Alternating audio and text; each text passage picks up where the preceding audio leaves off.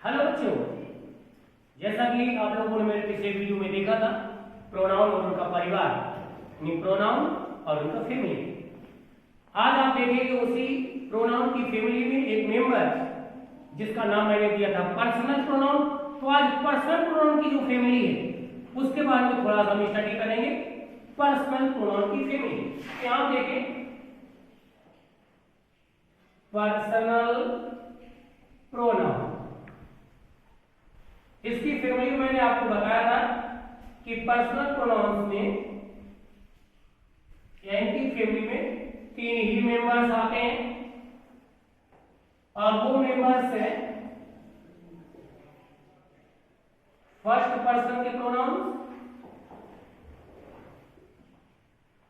Second person के pronounce और last है आपका थर्ड पर्सन।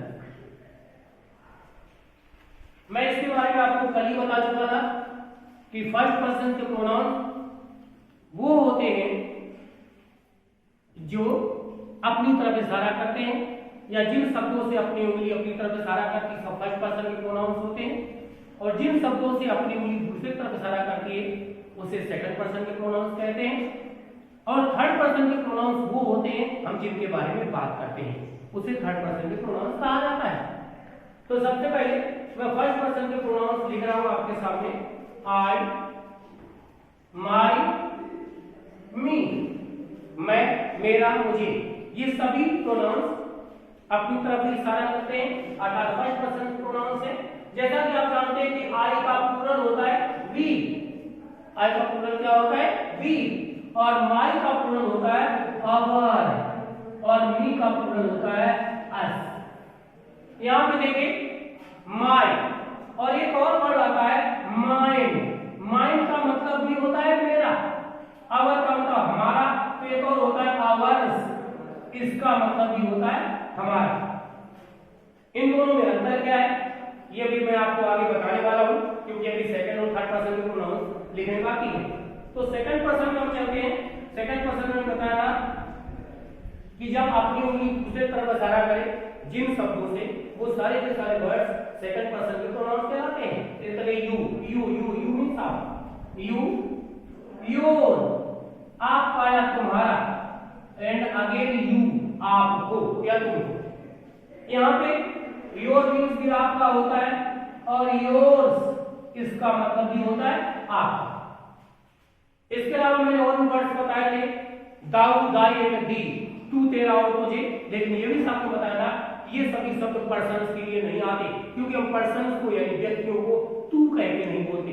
ये तू, तेरा और तुझे, ये सारे के सारे शब्द किसके लिए आते हैं गॉड के लिए। इसलिए गॉड चूंकि पर्सन नहीं होता, व्यक्ति नहीं होता, इसलिए गॉड वाले जो शब्द हैं दाऊ, दी और दाई, इनको हम पर्सनल प्रोनाउंस में शामिल नहीं करते। इसलिए सेकंड पर्सन में सिर्फ आप, आपका और आपको, ये तीन ही वर्ड शामिल करते हैं। थर्ड पर्सन में देखें, हमने कहा थर्ड पर्सन के प्रोनाउन वो होते हैं हम जिनके बारे में बात करते हैं। हमने आपको बताया था किसी के भी बारे में बात करो, सजीव हो, निर्जीव हो, जानवर हो, मनुष्य हो, जिसके बारे में बात करते हैं वो सब थर्ड पर्सन के प्रोनाउन कहलाते हैं। सबसे पहले हम एक लिविंग के बारे में, बॉय या मैन के बारे में बात करते हैं, तो उसके लिए प्रोनाउन आता है ही, हिज और हिम। अगर आप किसी लड़की के बारे में बात करते हैं, लड़की जाति के बारे में बात करते हैं, तो उसके लिए आता है सी, हर, अगेन हर। इनका अगर प्लूरल है वो लिविंग हो या नॉन लिविंग, इनका जो प्लूरल होता है तो उनके बारे में कहते हैं वे को मतलब होता है THEY, दे, देयर और गेम, THEM। इसके साथ जो नॉन लिविंग होते हैं, कीट पतंग, छोटे छोटे जानवर जो हमारी सोसाइटी में इंपॉर्टेंस नहीं रखते, यानी जिनका महत्व नहीं होता, तो ऐसे कीट पतंग या जानवरों को हम नॉन लिविंग में रखते हैं, और उनके लिए जो प्रोनाउन आता है वो होता है इट, इट्स और इट। और सही बात यह है कि जब हम आपको बता रहे हैं कि इट, इट्स और इट, ये चूंकि पर्सन के लिए आता ही नहीं, या फिर किसी जानवर के लिए आता है, कीट पतंगों के लिए आता है, नॉन लिविंग के लिए आता है। तो इनको हम फिर पर्सनल प्रोनाउंस कैसे कह सकते हैं? ये जब पर्सन है ही नहीं तो ये पर्सनल प्रोनाउंस कैसे हो सकते हैं? इसलिए इनको हम इट, इट्स और इट को पर्सन न कह के इम्पर्सन कहते हैं, यानी इट को हम इम्पर्सनल प्रोनाउन कहते हैं। ये हमारा इट इम्पर्सनल प्रोनाउन है, लेकिन रखते हैं हम पर्सनल प्रोनाउन के ही दायरे में। अभी थोड़ा सा देखें, जैसे मैंने आपको यहाँ पे बताया हुआ है कि माई का मतलब भी मेरा होता है, माइन का मतलब भी मेरा होता है, अवर मीन्स हमारा, अवर्स मीन्स हमारा, योर मीन्स आपका, योर्स मीन्स भी आपका, हिज मीन्स उसका। यहाँ पे ऑलरेडी एस लगा हुआ है, तो यहाँ पे भी अगेन अगर लिखेंगे तो वही रहेगा, हिज मीन्स उसका, हर मीन्स उसका, तो हर्स मीन्स उसका, हर्स, देयर मीन्स उनका, तो देयर्स मीन्स भी उनका। अब इसमें देखें फिर इनमें अंतर क्या है। इनमें अंतर जानने के लिए आपको थोड़े से कुछ आपके सेंटेंसेस देखने होंगे, वो सेंटेंस मैं लिख रहा हूं यहाँ पे। यहाँ देखें, ये मैंने लिख दिया, this is my book, this is my book. इसको दूसरे शब्दों में ये भी लिख सकते हैं कि this book is mine, this book is mine, this book is mine. ये मेरी पुस्तक है या ये पुस्तक मेरी है, इसके अर्थ में कोई अंतर नहीं है, सिर्फ इनके जो वर्ड्स हैं, उनका जो स्ट्रक्चर है, उनको इधर उधर किया गया है, अर्थ में कोई बदलाव नहीं हुआ है। और इसी वजह से यहाँ पे थोड़ा सा देखें, माई मीन्स मेरा, इसमें लिखा है मेरी बुक, मेरी पुस्तक। किसकी पुस्तक? मेरी पुस्तक, अर्थात इस पुस्तक पर, और पुस्तक शब्द आपको पता है कि नाउन है, ये नाउन है, यानी इस पुस्तक पर, माई मीन्स मेरी, पुस्तक पर मेरा अधिकार। तो ये जो शब्द है माई मीन्स मेरा, मेरी, मेरी पुस्तक, तो ये जो माई शब्द है अपने आगे आने वाले नाउन पर अपना अधिकार दर्शाता है। हम इसको ऐसे भी लिख सकते थे कि दिस इज योर बुक, ये आपकी पुस्तक है। आपकी का मतलब है कि इस पुस्तक पर आपका अधिकार, इस पुस्तक पर आपका अधिकार। तो यहां पे देखिए, ये जो शब्द है, चूंकि माई शब्द हुआ या योर शब्द हुआ, हिज शब्द हुआ, हर शब्द हुआ, ये सभी शब्द ठीक किसी नाउन से पहले यूज किए जाते हैं, नाउन से ठीक पहले यूज किया जाते हैं। और नाउन से ठीक पहले आने वाला जो शब्द होता है वो हमेशा एडजेक्टिव होता है। क्या होता है? एडजेक्टिव होता है। तो ये शब्द एडजेक्टिव है, और लेकिन कैसा एडजेक्टिव है आपको पता होना चाहिए, क्योंकि ये कहता है मेरी पुस्तक, इस पुस्तक पर ये अपना अधिकार दर्शा रहा है, अर्थात ये जो है अधिकरण कारक है, पसेसिव है। पसेसिव का मतलब अधिकार रखना, तो ये शब्द जो है पसेसिव है, अधिकार व्यक्त कर रहा है, इसलिए इनको हम अधिकरण कारक कहते हैं। अधिकार तो ये भी व्यक्त करता है, दिस बुक इज माइन, ये पुस्तक मेरी है।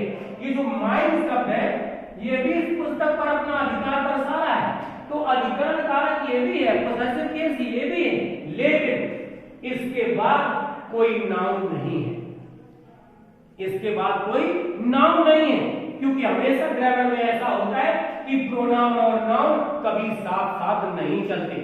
तो सीधी सी बात है कि जो माइन शब्द है ये प्रोनाउन है, लेकिन जो ये माइन शब्द है चूंकि नाउन से ठीक पहले आया है, और नाउन से ठीक पहले आने वाला शब्द हमेशा एडजेक्टिव होता है।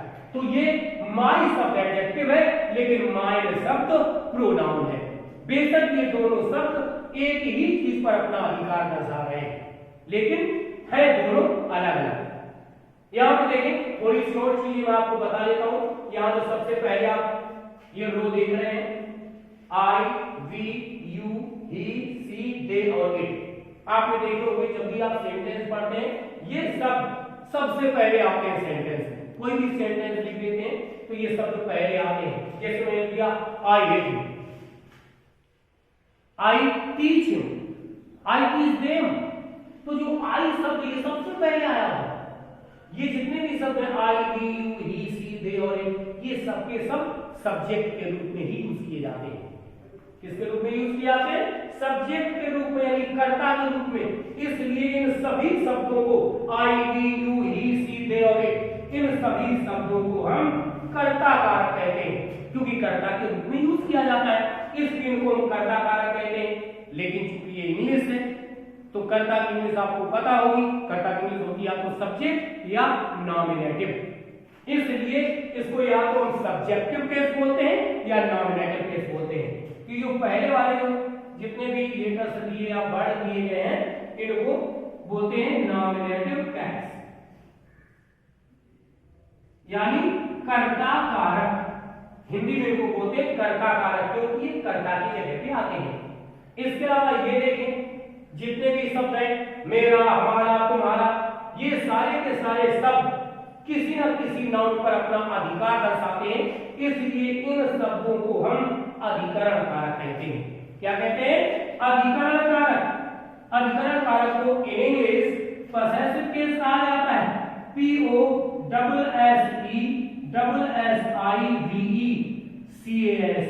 पॉसेसिव केस, यानी अधिकरण कारक। लेकिन जैसा मैंने अभी आपको बताया, my, our, your, his, her, their, ये ऐसे शब्द हैं जो नाउन से ठीक पहले आते हैं, अर्थात ये सबके सब एडजेक्टिव्स हैं, क्योंकि नाउन से ठीक पहले आने वाला शब्द एडजेक्टिव होता है। बेशक जैसे हम यहाँ पे लिखते हैं, हमने लिख दिया दी बुक, अगर हमने ऐसे भी लिख दिया तो दी बेशक आर्टिकल है, लेकिन चूंकि नाउन से पहले आया है तो ये है एडजेक्टिव। वही यहाँ पे देखें कि माई, आवर, योर, हिज, देयर, हर ये सबके सब क्या है? एडजेक्टिव है, लेकिन सब्जेक्ट पॉसेसिव केस में आते हैं, इसलिए इन शब्दों को जो ये लेफ्ट साइड में लिखे हैं इनको हम पॉसेसिव एडजेक्टिव कहते हैं। क्या कहते हैं? पॉसेसिव एडजेक्टिव, यानी पॉसेसिव केस में भी दो भाग हो जाते हैं। देखो यहाँ पे, एक तो पॉसेसिव एडजेक्टिव है और ये सब mine, ours, yours, his, hers, theirs, ये सब के सब कभी नाउन के साथ नहीं आते, अर्थात ये सब के सब प्रोनाउन है लेकिन पॉसेसिव केस में, इसकी वजह से इनको हम पॉसेसिव प्रोनाउन कहते हैं। ये सारे के सारे शब्द पॉसेसिव प्रोनाउन हैं, पॉसेसिव प्रोनाउन है सब पॉसेसिव केस। लास्ट वाली लाइन में चलते हैं, मी, अस, यू, हिम, हर, देम और इट। जो ये वर्ड्स आपके लिखे हुए, ये सब के सब वर्ड्स आफ्टर वर्ब आते हैं, यानी क्रिया के बाद आते हैं। किसके बाद आते हैं? क्रिया के बाद। जैसे सपोज लिख दिया द टीचर टीचेस मी, ये तो टीच मीन्स होता है पढ़ाना, और सभी बच्चों आपको पता होना चाहिए कि वर्ब क्या होती है। मैंने आपको देहाती भाषा में बताया था कि देखो कोई भी ऐसा शब्द जिसका हिंदी मीनिंग अगर हम करते हैं तो उसमें ना जरूर निकलता है, ना, पढ़ाना, तो जब लास्ट में ना निकलता है किसी शब्द में तो वर्ब ही होती है, और वर्ब के बाद ये क्रिया आते हैं, ऑब्जेक्ट होते हैं, अर्थात ये जितने भी शब्द हैं, मी, अस, यू, हिम, हर, ये सब वर्ब के बाद ही आते हैं, इसलिए इनको हम ऑब्जेक्ट कहते हैं, यानी ये सारे के सारे वर्ड ऑब्जेक्टिव केस होते हैं। क्या होते हैं? ऑब्जेक्टिव केस, यानी कर्म कारक, इनको हम कर्म कारक कहा करते हैं। अब जो छोटी छोटी बातें हैं आपके पर्सनल प्रोनाउंस में, वो थोड़ी सी और देख लेते हैं। उसके लिए मुझे बोर्ड को थोड़ा साफ करना होगा। तो ये रहा डस्टर, अब मैं थोड़ा इसको मिटा रहा हूं, पर्सनल प्रोनाउंस को थोड़ा सा इरेज कर दिया।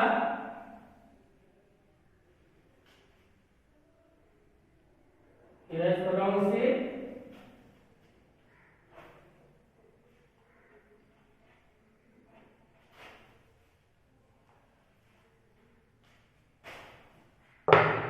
आपकी जो स्टार्टिंग है प्रोनाउंस की, ये पर्सनल प्रोनाउंस से ही होती है। पर्सनल प्रोनाउंस अगर आप जानते हैं तो फिर संबंधित होते हैं आपके रिफ्लेक्सिव और एम्फैटिक। रिफ्लेक्सिव और एम्फैटिक, तो इनको थोड़ा सा साफ सुथरा और हम लिख लेते हैं इन्हीं पर्सनल प्रोनाउंस को। पर्सनल प्रोनाउंस, इनको थोड़ा सा साफ सुथरा लिख ताकि सारी चीजें आपको क्लियर हो जाए। मैंने जैसे बनाया था इसके 3 भाग।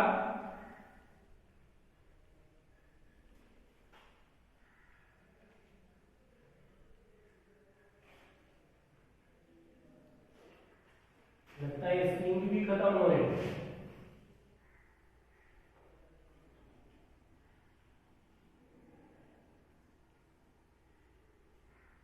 यहां देखो फर्स्ट पर्सन में मैंने लिखा था फर्स्ट पर्सन, इसमें लिखा था आई, माय और मी। यहां पे हमने माय लिखा था, इसका प्लूरल लिखा था वी, आवर, अस। यहां हमने आवर्स लिखा था। सेकंड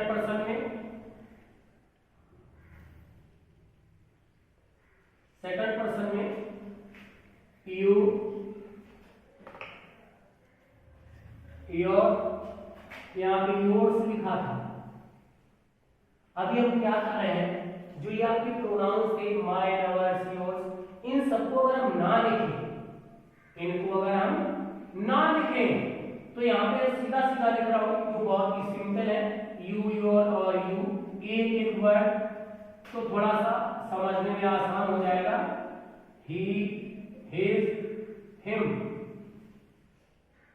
सी, हर और हर। इसके बाद दे, देयर और देम। इसके बाद था इट, इट्स, अगेन इट। ये थे आपके थर्ड पर्सन प्रोनाउन। इनको जो हम सीख लेते हैं, ये सब्जेक्टिव केस है, ये ऑब्जेक्टिव केस है, ये आपका ऑब्जेक्टिव केस है, ऑब्जेक्टिव केस है, और ये आपका सब्जेक्टिव केस है, और ये आपका पोसेसिव केस है।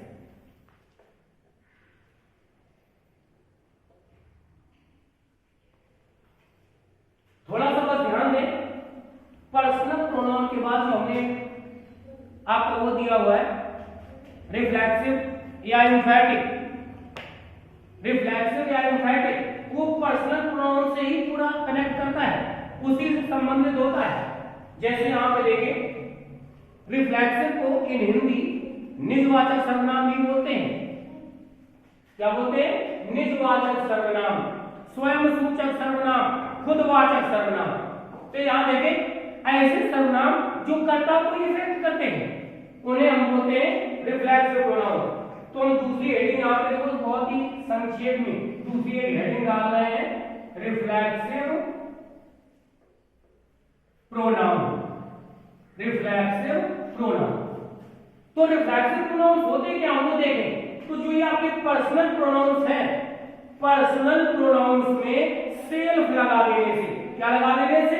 सेल्फ। यहां पे शब्द देखें, सेल्फ, SELF, सेल्फ। तो पर्सनल प्रोनाउन में सेल्फ लगा देने से रिफ्लेक्सिव प्रोनाउंस बन जाते हैं। अब चूंकि पर्सनल प्रोनाउंस में आपके सिंगुलर, प्लूरल दोनों ही तरह के होते हैं, इसलिए हम पहले सेल्फ का प्लूरल लिख लेते हैं। सेल्फ का प्लूरल क्या होगा? आपने पढ़ा होगा या पढ़ाया गया होगा जूनियर में कि कोई भी ऐसा वर्ड जिसके लास्ट में एफ या FE अगर ये लिखा हो और उस वर्ड का प्लूरल बनाना हो तो एफ या FE को वहां से हटा देते हैं और उसकी जगह पे हम VES लिख देते हैं। यानी सेल्फ जैसे लिखा हुआ है, तो सेल्फ का अगर प्लूरल लिखना है तो एफ को हटा दीजिए और उसकी जगह पे VES लगा दीजिए। तो सेल्फ का प्लूरल क्या हो गया? सेल्फ। सेल्फ का प्लूरल क्या हो गया? सेल्फ। ये इसका प्लूरल हो गया। अब यहां पे थोड़ा देखते हैं कि पर्सनल प्रोनाउन में सेल्फ लगता है, वो कौन कौन से पर्सनल प्रोनाउंस हैं जिनमें सेल्फ लगता है। तो उसको समझने के लिए आपको रटने की जरूरत नहीं है, आपको बिल्कुल अपनी भाषा में, बहुत सरल भाषा में, देहाती भाषा में आपको बता रहा हूं कि जो आपके ये सेकंड पर्सन के प्रोनाउन है, जहां तक सेकंड पर्सन के प्रोनाउन, तो सेकंड पर्सन के प्रोनाउन तक सेकंड वाली लाइन में सेल्फ लगा दो। सेकंड वाली लाइन आपकी कौन सी है? ये वाली जो वर्टिकल आपकी लाइन है, इनमें देखिए सेकंड वाली लाइन आपकी ये है। यहां पे जैसे लिख दिया माई सेल्फ, अवर चूंकि प्लूरल है इसका, आवर सेल्फ, योर सेल्फ। अब यहां पर देखिए हमने कहा था कि सेकंड पर्सन तक सिर्फ सेकंड वाली लाइन में सेल्फ लगता है, लेकिन अब नीचे शुरू हो गया ये थर्ड पर्सन। तो थर्ड पर्सन के साथ क्या होता है? जो थर्ड वाली जो लाइन है, थर्ड वाली यहां से ये तुम्हारा थर्ड पर्सन, ये तो थर्ड पर्सन में थर्ड वाली लाइन में सेल्फ लगा करता है। तो यहां पर लिख दिया हिमसेल्फ, हरसेल्फ। अब चूंकि देम प्लूरल है तो देम सेल्फ या इटसेल्फ। ये सारे के सारे शब्द, इन सबकी हिंदी एक ही होती है, स्वयं। इन सबकी हिंदी जितने भी सेल्फ या सेल्फ लगा हुआ है, इन सबकी हिंदी एक ही है और वो है स्वयं। स्वयं, जैसे मैं स्वयं अपना काम करता हूं, मैं स्वयं अपना काम करता हूं, या मैं अपना कार्य स्वयं करता हूं। यहां देखें, मैं अपना कार्य स्वयं करता हूं, थोड़ा ऊपर मिला रहा हूं, ये लिख दिया, थोड़ा इसके जरिए समझे। मैंने जैसा देखिए कहा था, सेल्फ वाला जो शब्द होता है वो हमेशा कर्ता को ही इफेक्ट करता है। मैंने ये लिख दिया, मैं अपना कार्य स्वयं करता हूं।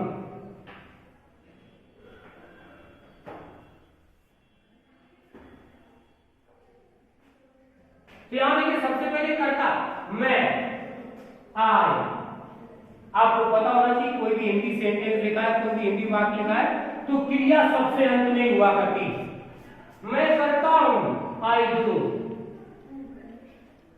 और कर्म को कैसे लिखते हैं? क्रिया में क्या लगा दो तो जो भी आंसर मिल जाए वो कर्म होता है। मैं करता हूं, अब क्या करता हूं? अपना कार्य, माई वर्क। यहां पे अपना की अंग्रेजी सुने, जो सब्जेक्ट होता है, सब्जेक्ट लिखा मैं, जैसे यहां लिखा था आई, आई मीन्स होता है मैं, आई मीन्स मैं। तो जब करता हो मैं यानी आई, तो अपना की अंग्रेजी होती है माई। मैं अपना काम स्वयं करता हूं तो आई डू माई वर्क, और तो स्वयं की वेरिएबल क्या होगी? अब क्योंकि सब्जेक्ट में यहां पे आई है तो स्वयं की अंग्रेजी क्या होगी? My self. I do my work my self. तो जो ये शब्द है माई सेल्फ, ये सब्जेक्ट पे डिपेंड करता है, सब्जेक्ट को इफेक्ट भी करता है। ये शब्द आपका रिफ्लेक्सिव प्रोनाउन है। रिफ्लेक्सिव प्रोनाउन और एम्फैटिक प्रोनाउन दोनों ही पर्सनल प्रोनाउन में सेल्फ लगाने से ही बनते हैं। हम ये भी कह सकते हैं कि यही आपके रिफ्लेक्सिव प्रोनाउन है, यही एम्फैटिक प्रोनाउन है, लेकिन लिखने में इसका अर्थ थोड़ा सा बदल जाता है। अर्थात जो एम्फैटिक होता है, दृढ़ता सूचक होता है, उसको हम अपनी बात को बहुत ही प्रभावी ढंग से, बहुत ही प्रेशर से बोलते हैं। जैसे मैं स्वयं अपना काम करता हूं, तो यहाँ पे जो स्वयं शब्द है, अगर हम इसको सब्जेक्ट के बाद स्वयं लिख दें, I myself do my work, तो ये माई सेल्फ यहाँ पे एम्फैटिक बन जाता है। आज बस इतना ही, और कल के वीडियो में थोड़ा सा आपको एम्फैटिक और रिफ्लेक्सिव इन दोनों के अंतर के बारे में बताऊंगा। आज के लिए अपनी बात यहीं पे खत्म करता हूं। जय हिंद, जय भारत।